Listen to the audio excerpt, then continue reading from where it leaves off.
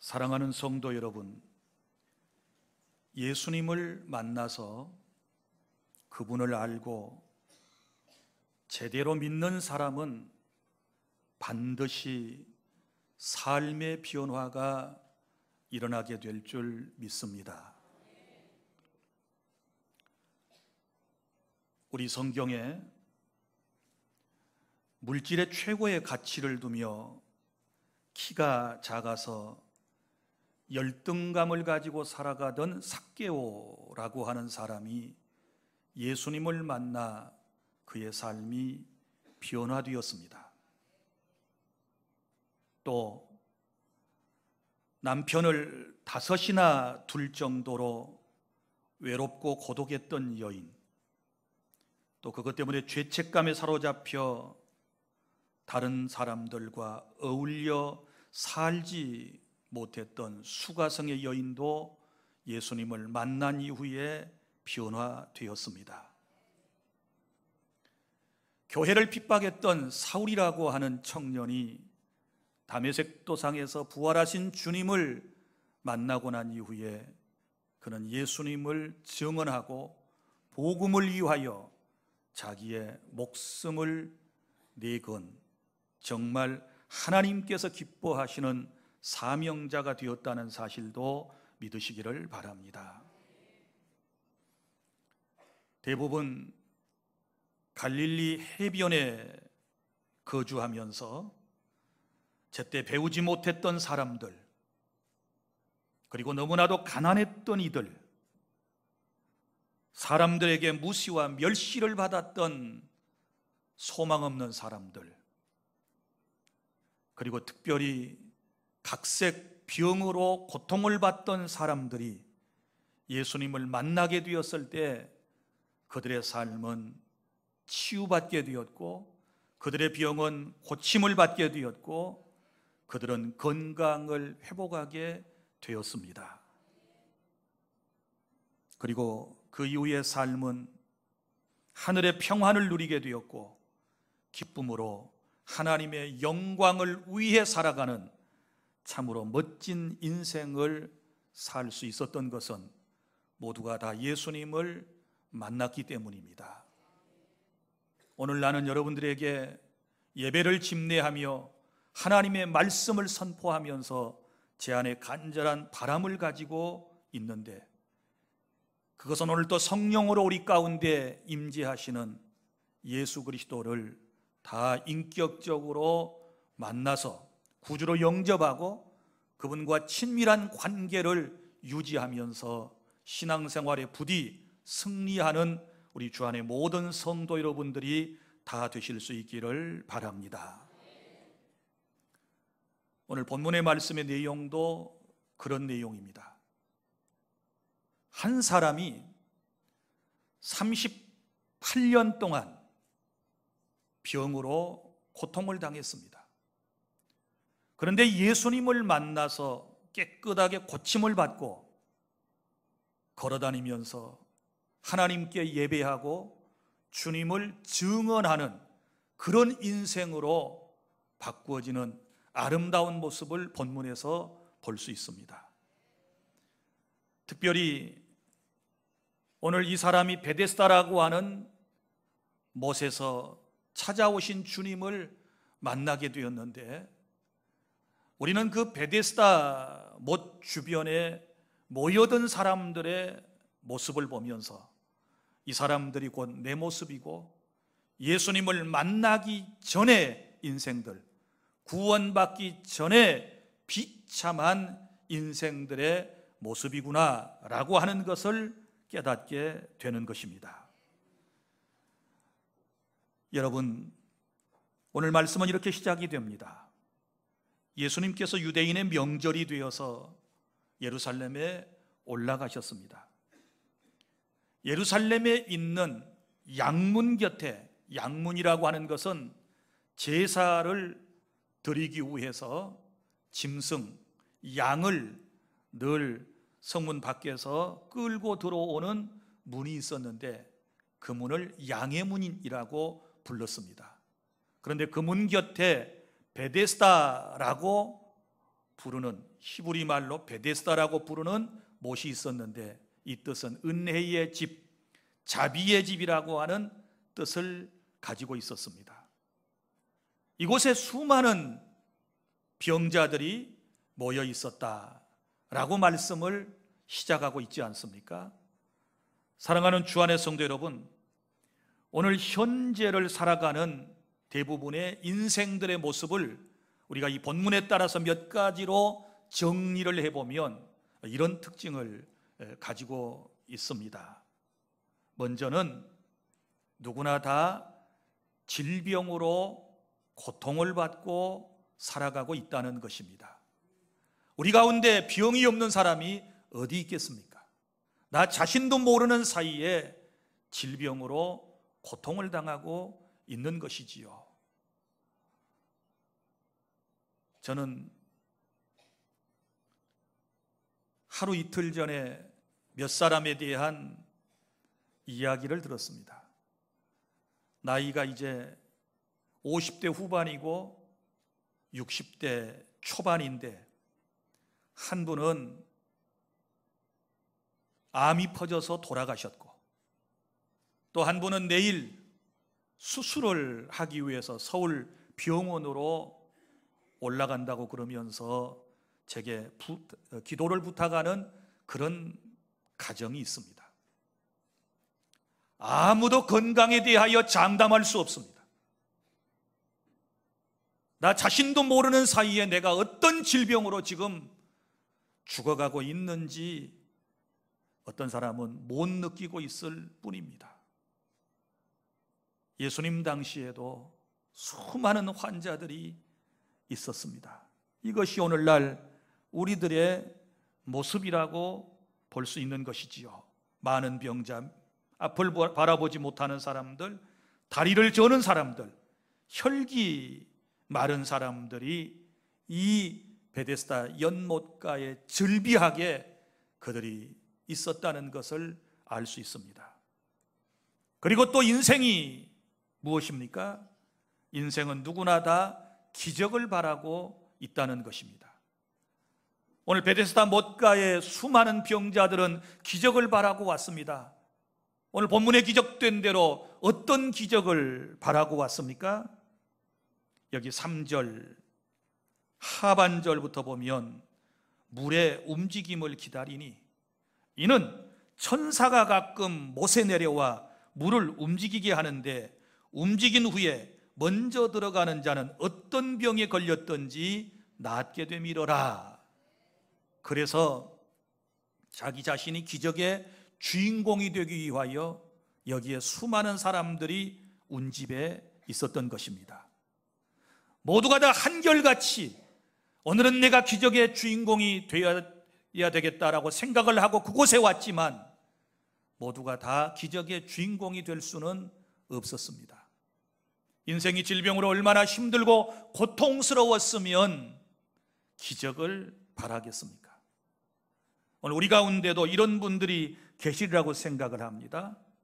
하나님, 금주에 내가 기적의 주인공이 되어서 내 병이 치유되게 하여 주시옵소서. 내 삶의 어려운 문제가 하나님의 능력으로 온전히 회복되게 하여 주시옵소서. 이런 바람을 가지고 다 주님 앞에 나아오지만 모두가 다 기적의 주인공이 될 수는 없습니다. 이것이 오늘날의 인생의 모습이라고 보시면 됩니다. 그리고 또한 고독한 인생의 모습을 우리는 여기서 찾아볼 수 있는데요, 38회 동안 병으로 고통을 받는 이 병자는 보호자가 없었습니다. 천사가 가끔 내려와서 물을 휘하고 저어놓을 때 먼저 뛰어들어가면 어떤 병에 걸렸든지 다 고침을 받을 수 있다고 그랬는데, 그 어떤 사람도 이 사람을 도와주는 사람이 없었습니다.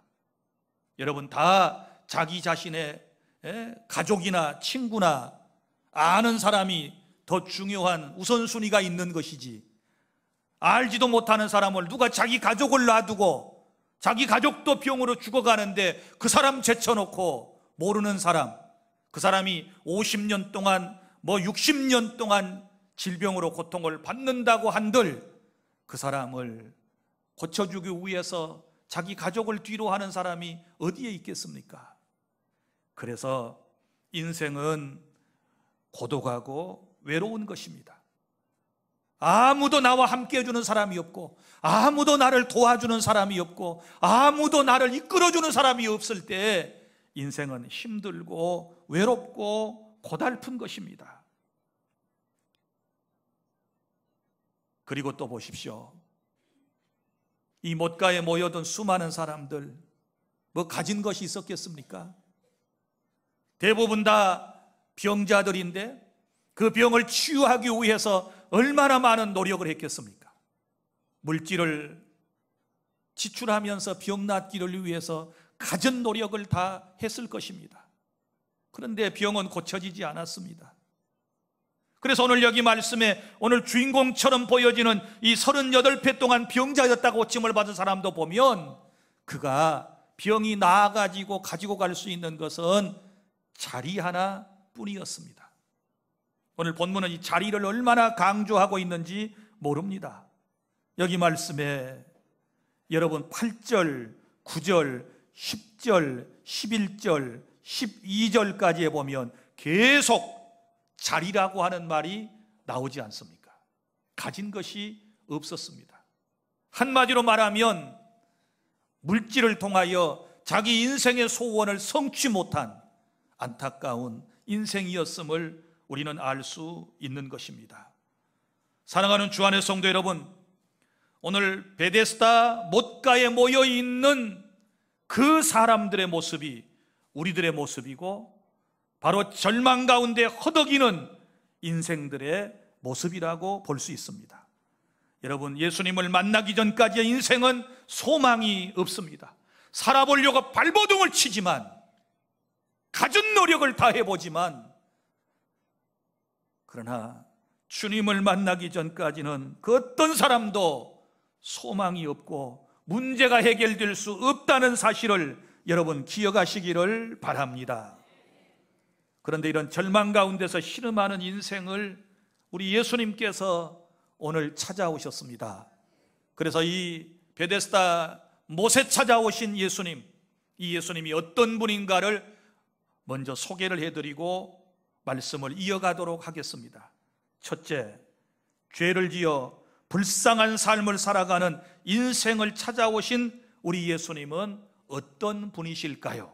먼저는 하나님께서 택한 백성을 구원하시기 위해서 찾아오신 분이십니다. 할렐루야. 사랑하는 여러분, 베데스다 못 주변에 수많은 병자들이 있었지만 예수님께서는 특별히 38년 된 이 병자를 찾아오셨다는 사실을 아시기를 바랍니다. 하나님께서는 많고 많은 사람 가운데서 구원받을 사람을 선택하시지요. 그리고 구원받은 사람들 가운데서 하나님의 사역을 위한 사역자를 또한 특별히 선택하시지 않습니까? 뿐만 아니라 하나님 되심을 나타내기 위해서 오늘 말씀의 주된 내용은 마지막 18절의 말씀이 답이에요. 예수님께서 이 기적의 사건을 통해서 자신이 누구인가를 드러내시기 위한 목적이 있으셨다 그 말이지요.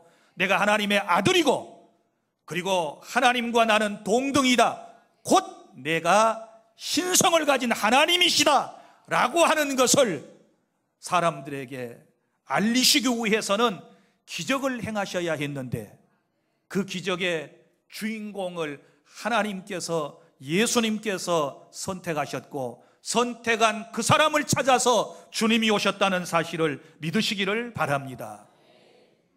오늘 예배하며 말씀을 경청하며 여러분들이 오늘 우리 주안교회 안에 예배하는 공동체 안에서 누군가가 기적의 주인공이 될 줄 저는 믿습니다.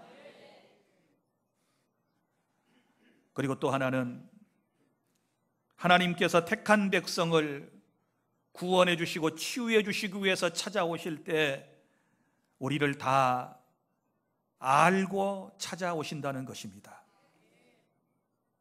오늘 말씀 여기 6절, 예수께서 그 누운 것을 보시고 병이 벌써 오랜 줄 아시고, 오래된 줄 아시고, 보시고 아시고 찾아오셨다. 내가 힘들게 살아가는 모습을 주님이 보고 계신다. 나의 마음의 고통까지도 주님은 다 알고 계신다. 내 삶의 모든 형편을 주님은 알고 계신다. 믿습니까? 사람은 몰라도 주님은 아신다.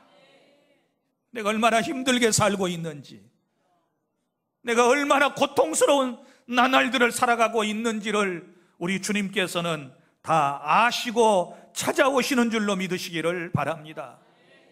내가 주님께 나와서 내 사정을 말하기 전에 주님은 다 나를 보고 계셨고 내 형편을 알고 계신 것은 바로 우리 예수님께서 하나님이시기 때문에 가능한 일인 줄로 믿으시기를 바랍니다. 똑같은 인성을 가진 사람들은 절대 여러분을 몰라줍니다. 여러분의 남편도 모릅니다. 여러분의 아내도 여러분을 모릅니다. 여러분의 사랑하는 자식도 여러분을 알아줄 수가 없습니다. 이것이 인생입니다. 여러분의 부모도 낳았다고 하지만 잘 모릅니다. 이것이 인생이에요. 죽을 때까지 모릅니다. 사람의 속과 사람의 형편을 누가 알겠습니까? 전능하신 하나님 한 분 외에는 아무도 알 수가 없습니다. 그러므로 사람에게 위로받으려고 하지 말고, 내 마음을 몰라주는 사람한테 위로받으려고 하지 말고, 내 모든 형편을 보시고 나를 정확하게 알고 계시는 하나님께, 주님께 위로받는 복된 성도 여러분들이 다 되시기를 바랍니다. 그리고 예수님이 어떤 분이십니까? 내가 주님께 나왔을 때 내 사정을 다 알고 계시지만 내 사정, 내 소원을 물으시는 분이십니다. 오늘 여기 말씀 6절 하반절에 이르시되 네가 낫고자 하느냐? 여러분, 이걸 주님이 모르시겠습니까? 이 사람이 베데스다 못가에 나온 이유를 주님이 모르시겠습니까? 다 아시는데 아시고서 질문을 하시는 것입니다. 네가 낫고자 하느냐? 네 병이 낫기를 원하느냐? 네 소원이 무엇이냐? 네 소원 한번 얘기해봐. 너 무엇 때문에 여기에 왔지? 네가 온 목적을 얘기해봐. 내가 그 소원을 들어줄게. 주님은 우리에게 그렇게 말씀을 하시는 것입니다. 그런데 안타깝게도 38배 동안을 질병으로 고통받는 이 사람은 엉뚱한 대답을 합니다. 아주 불평을 늘어놓는 모습을 볼 수 있습니다. 7절, 병자가 대답하되 주여, 물이 움직일 때 나를 못에 넣어주는 사람이 없어서 내가 없고 내가 가는 동안에 다른 사람이 먼저 내려가나이다. 이 말은 뭐예요? 지금 짜증난 소리거든요. 얼마나 불평을 지금 늘어놓고 있는지 모릅니다. 다시 볼까요? 물이 움직일 때에 나를 못에 넣어줄 사람이 없습니다. 아무도 나를 거들떠보지도 않습니다. 아무도 나를 도와주지 않네요. 아무도 나를 불쌍히 여기지 않네요. 다 자기 식구들만 데려가네요. 다 자기 친구들만 데려가네요. 다 자기 아는 사람만 데려가네요. 나보다 더 건강한 사람만 데리고 가서 고침을 받네요. 이것이 불만인 거예요.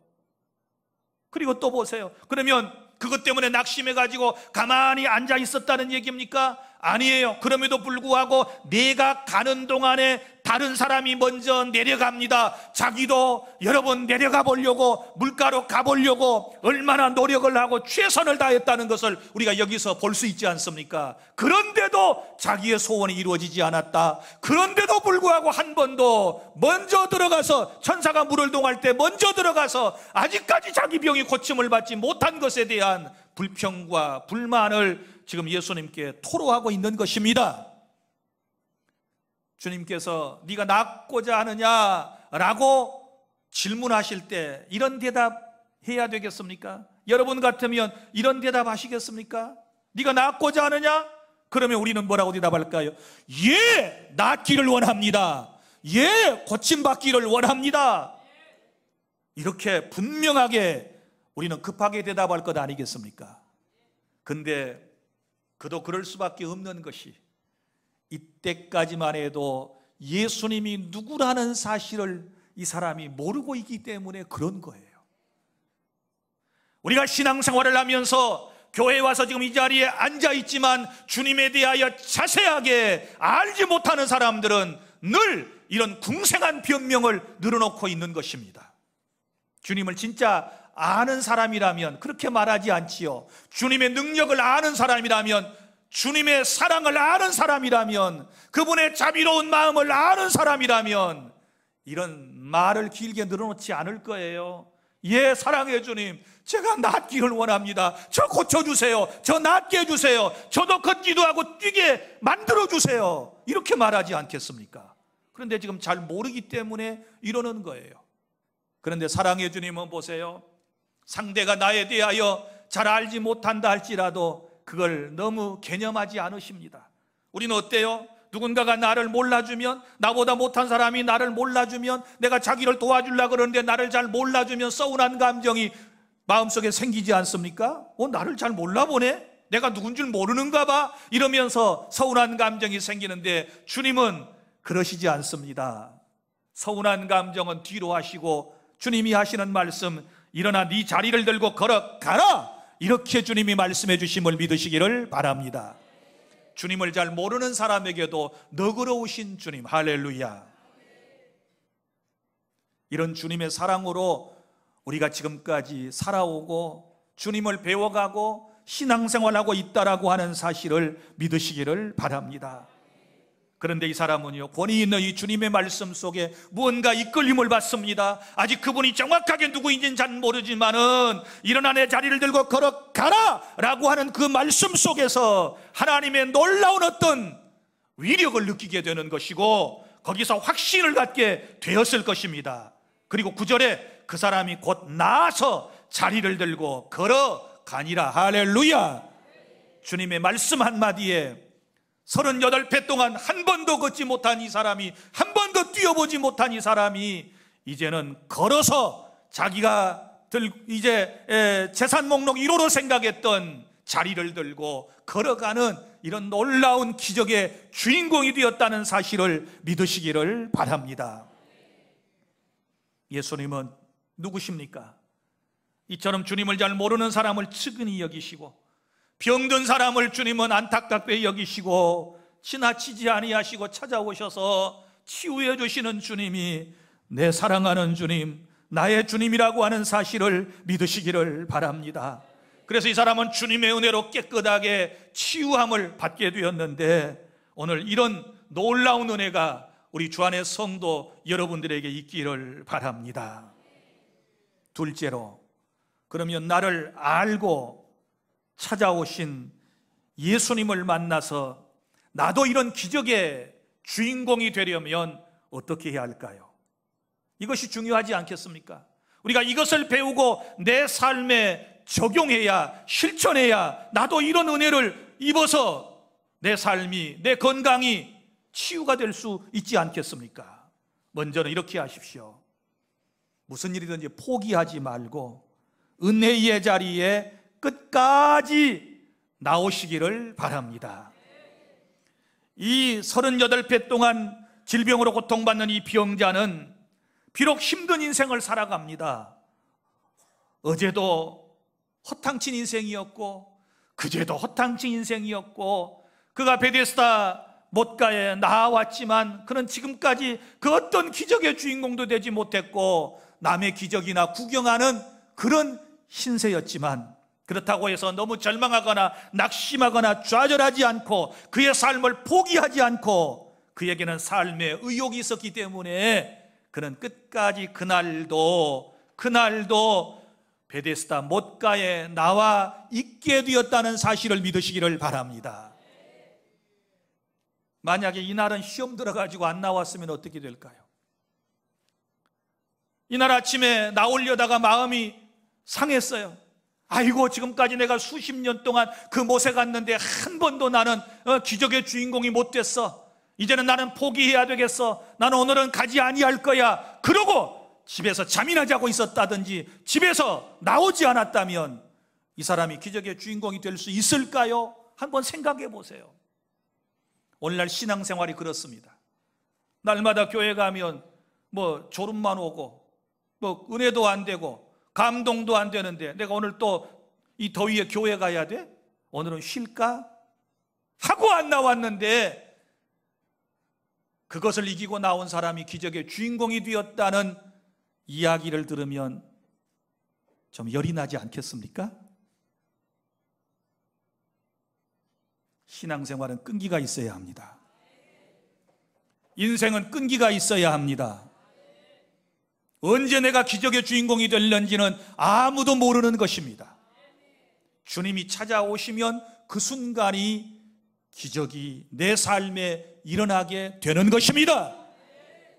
이것을 믿고 끊임없이 와야 돼요. 늘 선수를 빼앗기고 도와줄 사람이 오늘도 없었지만 여전히 아무도 내 편이 없었고 나를 위로하고 격려하고 나를 천사가 무리동할 때에 이제 그 못갈까지 이끌어줄 사람이 없었지만 그래도 그 자리에 나오게 되었을 때 이 사람은 치유를 받고요 기적을 체험하게 되었음을 믿으시기를 바랍니다.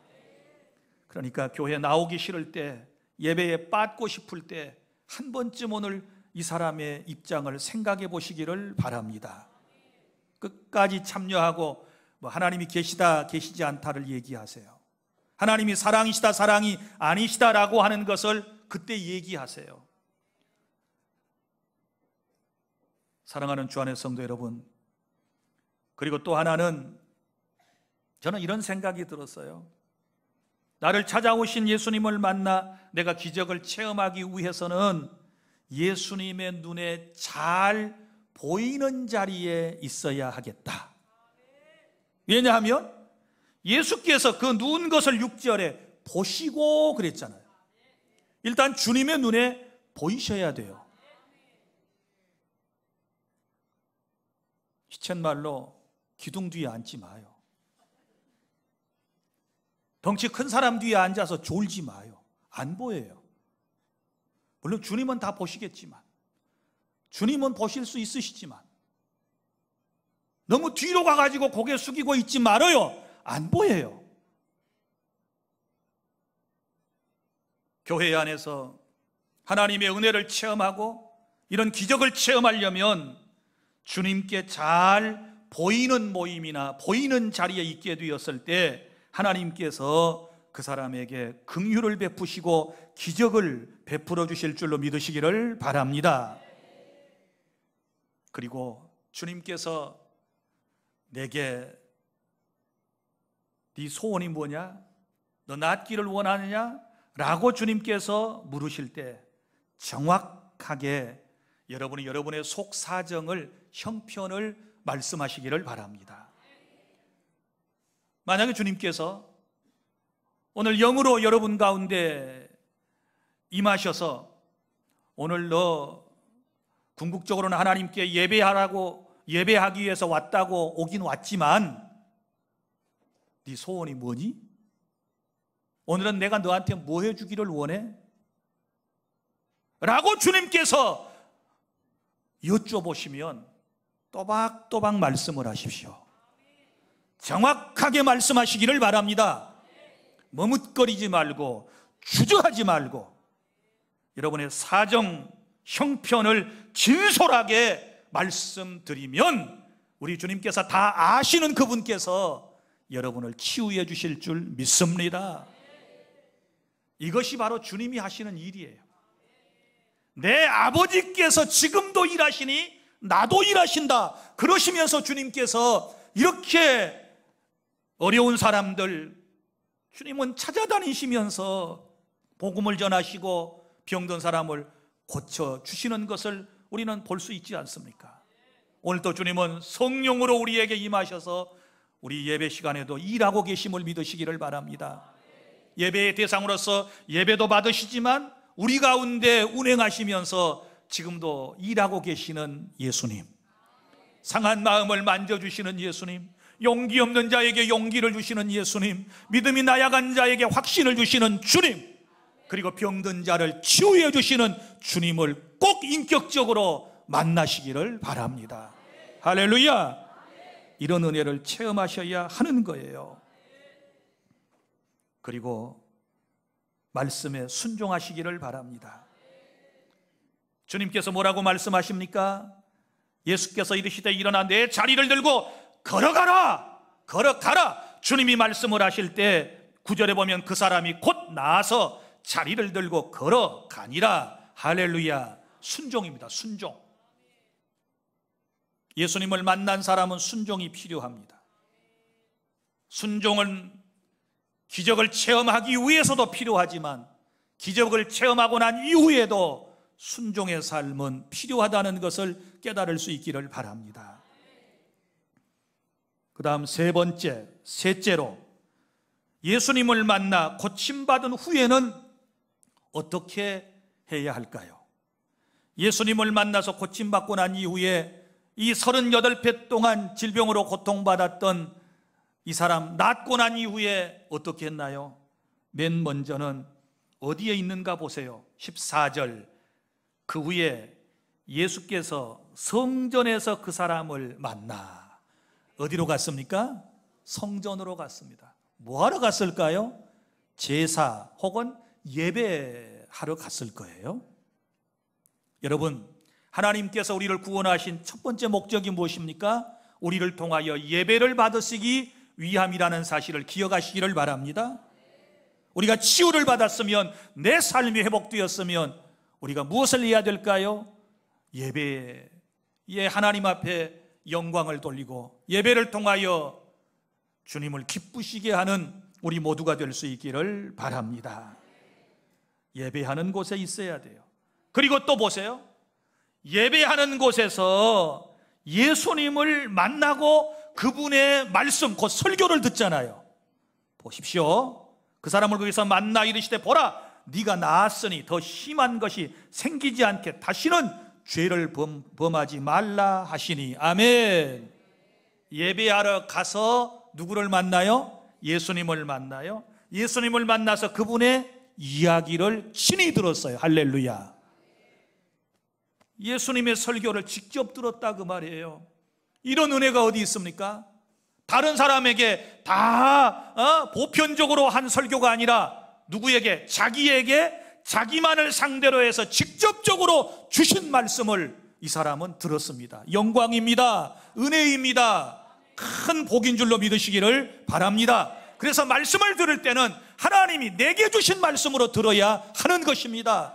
제가 모든 사람에게 지금 설교를 하고 있지만 여러분 개개인은 어떻게 들어야 됩니까? 하나님이 지금 나에게 주시는 말씀으로 아멘하고 받을 때 그 말씀이 살아 운동력이 있어서 날선 검이 되어서 우리를 살려내고 우리를 수술하고 우리의 인생을 새롭게 만들어가는 줄 믿으시기를 바랍니다.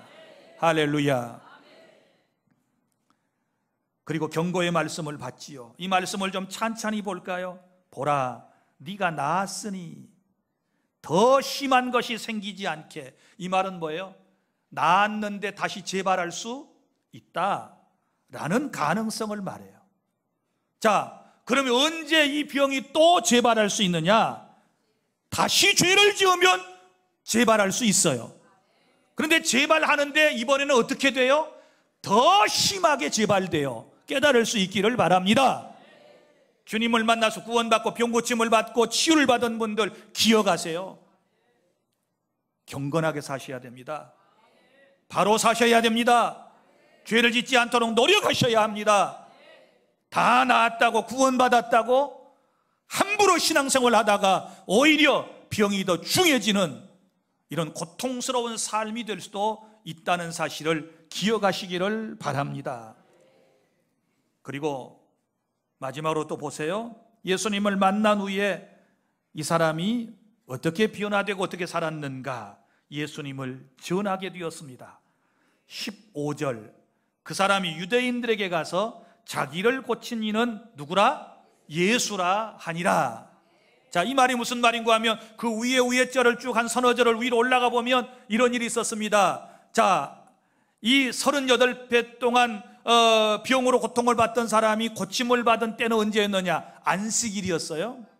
그러니까 유대인들이 왜 안식일에 이런 노동을 행하느냐? 그리고 또 이 사람이 안식일에 예수님의 말씀대로 자기가 사용하던 자리를 들고, 이 접이용 침상 같은 건데요, 이걸 들고 가니까 들고 가는 그 행위가 뭐예요? 노동이거든요. 그러니까 안식일을 범하는 거로 보고 이렇게 질문을 했어요. 야, 너 낫게 해준 사람 누구야? 왜 안식일에 이런 일을 해? 하고 질문을 했어요. 그때에 이 사람은 솔직하게 고백했습니다. 나를 낫게 해준 사람을 내가 알아요, 몰라요? 모른다고 말했어요. 이게 참 신비합니다. 예수님을 잘 모르는데도 이런 기적의 주인공이 됐어요. 믿습니까? 성경 공부만 열심히 하고 달달달 애운다고 기적의 주인공이 됩니까? 이런 걸 하나님의 전적인 특별한 은혜라고 그래요. 무조건적인 하나님의 은혜예요. 믿습니까? 우리가 솔직히 주님에 대하여 잘 알지 못하고 이해하지 못한다 할지라도 하나님이 아주 특별한 경우에는 이런 놀라운 은혜를 그에게도 베풀 수 있으십니다. 그러니까 구원이라고 하는 것은 하나님의 전적인 은혜이지, 내가 열심히 알고 선을 행하고 열심히 공부해서 주님을 알고 선을 행하고 착한 일을 많이 해야 구원이 이루어진다라고 하는 논리는 틀린 것입니다. 믿습니까? 이런 은혜로 우리가 구원받은 거예요. 할렐루야. 그래서 처음에는 몰랐어요. 자기를 병 고쳐주신 분을 몰랐어요. 그런데 어디 가서 알았다고요? 성전에 가서 알았어요. 누구를 만나서 알았다고요? 고쳐주신 당사자 예수님을 통하여 알았습니다. 예수님이 무엇을 통해서 알았습니까? 말씀을 통해서 알았습니다. 예수님 알기를 원하면 예배에 오세요. 믿습니까? 예수님을 더 깊이 알기를 원하면 그분의 말씀을 잘 들으세요. 그러면 주님을 더 깊이 아시게 될 줄로 믿으시기를 바랍니다. 그리고 난 다음에 이제 확신을 가졌어요. 그래, 나의 병을 고쳐주시는 분은 예수님이시다 라고 고백을 하게 된 것입니다. 나는 점진적으로 우리 주 안의 모든 성도들이 예수님이 누구이신지를 더 정확하게 알아가는 그런 은혜가 있기를 바랍니다. 할렐루야. 그리고 주님을 알았으면, 나를 치유해 주시고 나를 구원해 주신 분이 누구인지를 알았으면 이제는 전해야 할 사명이 내게 있음을 믿으시기를 바랍니다. 믿습니까? 나를 고쳐주셨는데 전해야 되지요. 그런데 사람의 마음이 참 희한해. 유대인들은요, 38년 동안 질병으로 고통받다가 그 사람이 걸어서 자기 침상을 들고 가는 그 모습을 보면 깜짝 놀라가지고 막 그냥 감동을 받아야 되는데, 감동은커녕 탁 생각한 게 뭐예요? 율법을 생각한 거예요. 왜 너 안식일에 노동하고 있어? 이게 참 율법에 빠진 사람하고 은혜 속에 살아가는 사람하고 차이점이에요. 깨달을 수 있기를 바랍니다.